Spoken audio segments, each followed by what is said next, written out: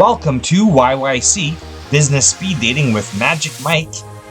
Book your free business video spotlight at yycbusinessspeeddating.com. Welcome to Season 2, Episode 4 of Business Speed Dating with MagicMike.com. Today's guest is Yadidya Lupa from cleaninggirl.ca. She can take care of all of your home or commercial cleaning needs.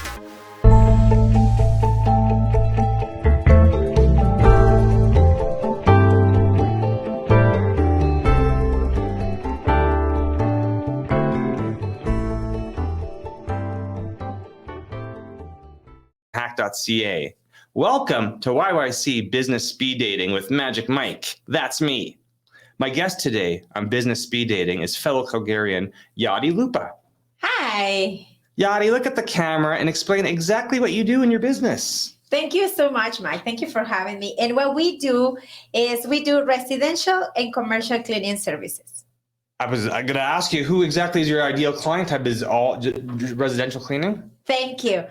Our residential cleaning services, of course, are very, very given. We love that side of business because we appreciate how people let us into their place, right? And take care of it the way they do it. We call it a better cleaning by design just because we go through so many details. Our commercial area is where we're trying to grow. Okay. Right now, our ideal client will be any multifamily condo apartment building or an office building. So mixture of like clean outs, move-ins, new construction cleaning, that type of thing? Correct. We do, of course, the move-ins, the move-outs. We work with the realtors, with landlords, right? Any person that is selling their house, we get ready before they list it up on the MLS. And, of course, the post-construction is called final cleans. That comes when it's a brand new retail or office building or brand new condo apartment building. That's when we come in and we do the final cleans before people takes possession. Okay. Yadi, what's the favorite part of your job? To be honest, we love the before and after. Before and afters. Okay. I think everybody could agree with that. We always like the goods. We want to know what it looked like before. But it's always nice to have a clean place afterwards. Yeah. People can't believe how things can turn out when you give it a little bit more love, right? And that's what we love. We love to see the after. We love to see their faces of our clients, no matter what it is, an office, a house, or a construction guy that is, everything is messy and dusty and the end product is how many disasters? Like, are there some places just completely like dirtier than you expected them to be? Because I know when I hired your company to clean up my condo before we sold it, I'd gone through two sets of renters. The first renters left, and it was, I didn't have to have professional cleaners come in before the next set of renters. Yeah. But when we went to sell it, I realized it's been destroyed to the point I actually have to rip out the carpets and replace the screens in the windows because there was cats. Yes. And I was like, and I did so it's like, oh, wow. Cupboards were left full of stuff. Like, it was just like, okay, there's no attempt to clean whatsoever. And, that dictates what they get back from their damage deposit, right? So. That's right. Well, we have seen it all. Okay. We have seen it all, Mike. We have seen in our initial services, we work for Alpha House. Okay. Alpha House is dedicated to rehabilitate homeless. Right? Okay.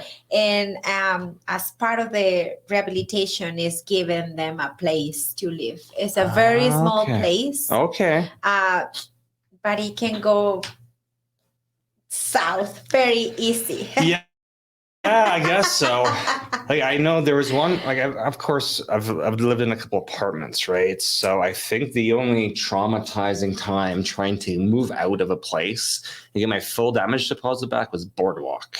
Oh. Because they were meticulous with their move out checklist. Correct.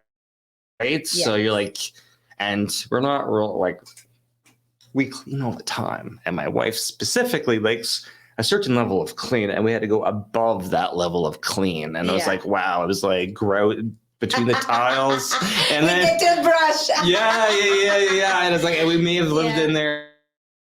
Of course, we had a dog while we were in there, but I'm like, maybe we stayed in there 3 years. So I was like, okay, but it was just like, toothbrush, even the balcony sliding door, like it had to be meticulous. If you wanted every cent of your damage deposit back, I hadn't. And that was being in, 5 or 6, 7 rentals. I think the boardwalk was the most stringent on the cleaning requirements when we moved out.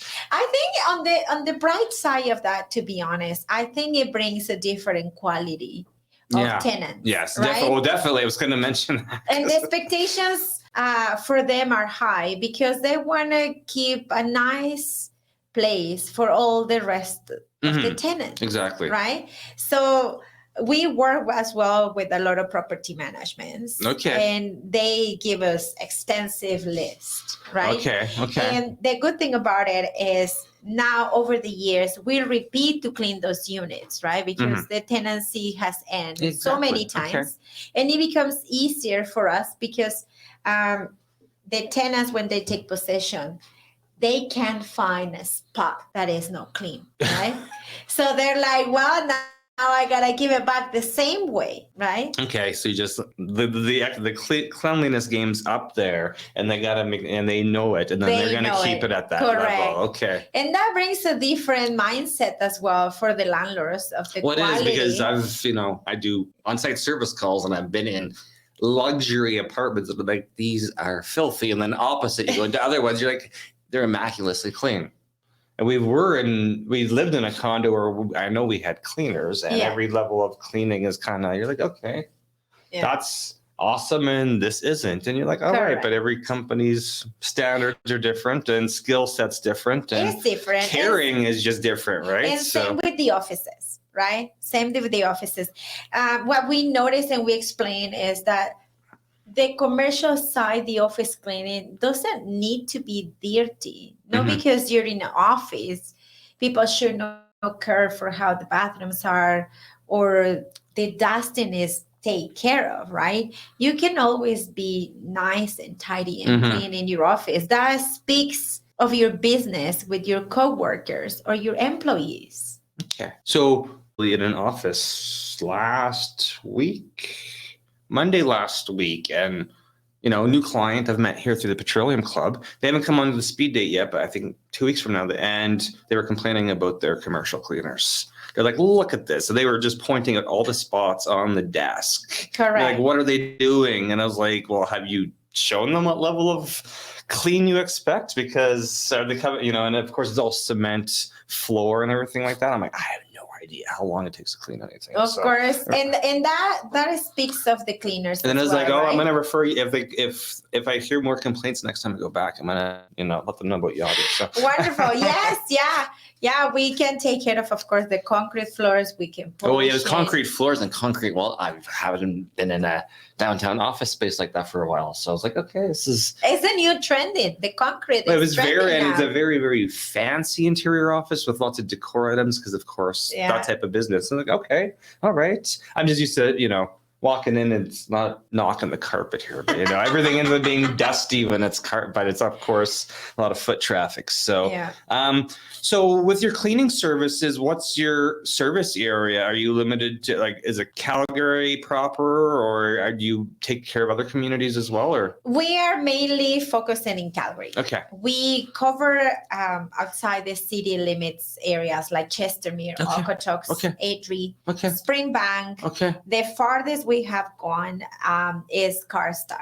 Okay. And we've been there because we are part of the Calgary Rental Association. So landlords have properties all over the city and outside the city. Okay. So they are the ones that, because of the quality, right, and the standards that they have, they're willing to send us outside the city, and we go for a ride. Okay. We like it. Okay.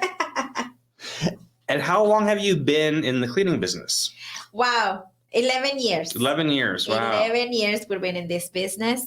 And it's amazing how the time flies. Of course. We did not notice until a year ago. I said, oh, wow, I was updating the bio of the company, right? Because we send those for the RFQs or RFPs. Yeah. And I was like, oh my gosh, is this been, it's been that long. Well, I'm just saying, and you have children, so it just goes quicker now, right? That's because right. when you grind, when you're building a business, you're just like, okay, might take a year. Usually it's like 5 to 10 years to really get established. I know because I ran a different franchise for a decade and a half.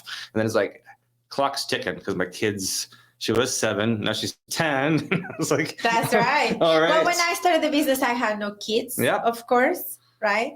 And I love the business because it's been giving me the time as well to be with my kids. Exactly. Take them to school and do all these activities, right? Like exactly. The mom side has been really amazing with them and this business. Yeah, exactly. And my kids play in the office. Oh yeah. They play like mommy and they're on the phone and they're like, yeah, what do you want me to clean? It's so cute. And I'm in the home studio and then I get a little head next to me and she's like, hello everybody. See, yeah. She's like, what do you do? And then of course now she'll take the cameras. It's not selfie photos anymore, it's selfie videos, introductions to stuff. And what is dad doing? What's mom doing? And what's the dog doing? I'm like, see, perfect. You're getting in front of the camera. So you're going to be comfortable. That's whether right. it's human or a camera, you can actually talk to somebody. That's right. Exactly.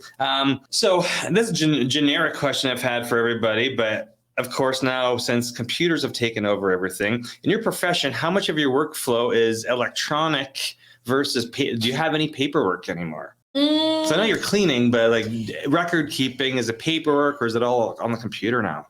We used to do it all manually and have our own Excel sheets organized, right? Yeah. And it's just taking over so much time. So what we did is we acquired a new software that the software does all that, right? We can have all our contact information saved, the invoices, and when you need to run certain reports, the system can do it. Okay. So that's what we just acquired this year. Okay. So you're using some sort of CRM now to manage everything. Yes. Okay. So I assumed everybody's kind of playing with artificial intelligence or like website software or this and trying to automate everything. But of course, with going through COVID, some of the interviewees, it was all paperwork until 2 months into COVID, and then it was all electronic. Everybody changed. And that was the benefit of me starting Don't Get Hacked from the ground up in 2021. I'm like, I can invent everything from scratch. Correct. Right? So I don't have to use anybody's systems that don't work anymore. If I invest in some software for 3 months and I hate it, I can just drop it and I don't have to, the stress of using things that don't work is just out the window. That's right. Right? So I can focus on building relationships with people and then, helping them get past their stuckness in certain, And I think until you really understand what you need at your business, you can't commit to a software per se. But right? you need to play with it because I know when I started Don't Get Hacked, I think I literally went through, I was asking every business owner I knew, which CRM do you use? Because when I had the franchise, it was their own built one, which didn't work. And I knew it didn't work. But it's like the whole business is run by this thing that doesn't work. Yeah. And waiting for an update or waiting for something new to come down. I'm like, I have to go invent it all. Who's using what? And then spending time and error and money. Because, of course, if it's only you in the organization, you're only having to train yourself. But when you have other people, and I'm like, and I'm training assistants, I'm like, this is the current workflow. So we're going to do this for 3-4 months and just see. At the end of the day, it's calling customers, following up, sending out invoices. But if you're switching between systems, it's just, trying to figure out. It becomes a chaos. Well, exactly. But you want everybody using the same thing, and you need to get yourself into the discipline of actually training somebody on software. So if you don't know what you're doing, because I run into business owners like that. Correct. They have assistants. They're like, Mike, none of this stuff works. So I'm like, you haven't even defined SOPs or business workflows or what do we do when somebody calls? You just have somebody answering the phone randomly, Yeah. you know. So my call center's trained, like every, you know, Script. It is, and a lot of the time, you know, the if everything goes well, the customer is booked in for an appointment with a payment. Of course, we'll have people kind of beat around the bush and call 5 or 6 times because they don't want to give us payment up front. But I'm like, this is what the rules are: payment up front, we get something booked. That's right. Of course, and then we'll go from there, right? But of course, it's training. Because of course, when somebody skips a step and the rules go out, that's when the bad experiences happen. People get booked service call, no payment, and then what? They're no show, or they expect a lot of free subs. It's just, I'm like, okay, no, gotta stick to the script. That's right. Gotta stick to the script. So, Yadi, do you run into technology issues from time to time? We do. Okay. We do sometimes when, of course, we screw up. my husband says that the problem is not the computer. The problem is between the chair and the keyboard. And I'm like, oh, wait a minute, that's me.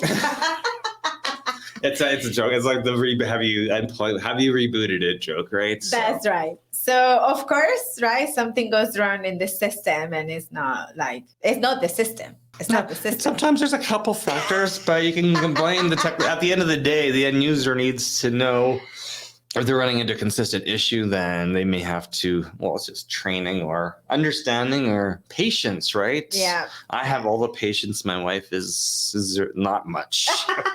She's like, why is it not working? I'm like, what are you even trying to do? That's right. If you tell me what you're trying to do, let's walk through your steps, and I'll show you for the 100th time how I expect it to work. How I expect it to work. That's why there's like 3 printers in the house. One of them's gonna work. That's right. That's right. Regardless of how frustrated you are with them, but it's paper. Have you checked the paper? Just the fun stuff. So, when you do run into tech issues, are you a do-it-yourselfer, or do you have a go-to person who you trust to solve your problems? I guess I will say me, because I'm the one that runs into all these troubles. Okay.